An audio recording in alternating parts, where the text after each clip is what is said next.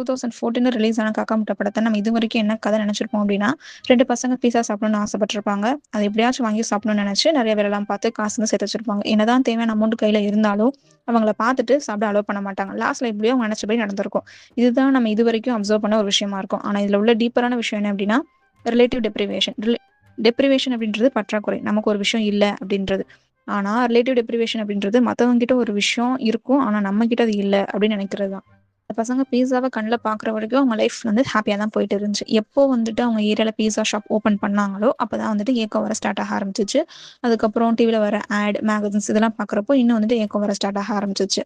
அவங்க இன்னும் பீஸா சாப்பிடணும் அப்படின்றது கிடையாது. மத்தவங்க சாப்பிடுறாங்க, நம்மளால ஏன் முடியல அப்படின்ற ஒரு கம்பேரிசன் தான். நம்மளோட ஹாப்பினஸ் நம்மகிட்ட இருக்கிற பொருள பத்தி இல்ல. அந்த பொருள் கிடைக்கிறது மூலியமா நமக்கு வர ஒரு பெருமை, ஒரு அங்கீகாரம், நம்மளும் அதுல ஒரு ஆளு அப்படின்ற ஒரு ஸ்டேட்டஸ் தான்.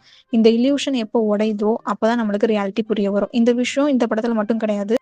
நம்ம டெய்லி லைஃப்லயும் தான் நடந்துகிட்டு இருக்கு. ஃபார் எக்ஸாம்பிளுக்கு சொல்லணும் அப்படின்னா, ஒருத்தவங்க ஒரு ஐஃபோன் வாங்குனா, நம்மளும் அத வாங்கணும் அப்படின்னு நினைக்கிறது. நம்ம வீட்ல ஒரு ஃபோனுக்கு 2 ஃபோன் இருக்கும். பட் அதெல்லாம் நம்ம கன்சிடர் பண்ண மாட்டோம். எப்போ இந்த கம்பேரிசன் வந்துட்டு பிரேக் ஆகுதோ, அப்பதான் நம்மளோட ரியல் ஹாப்பினஸ் வந்துட்டு எக்ஸ்பீரியன்ஸ் பண்ண முடியும்.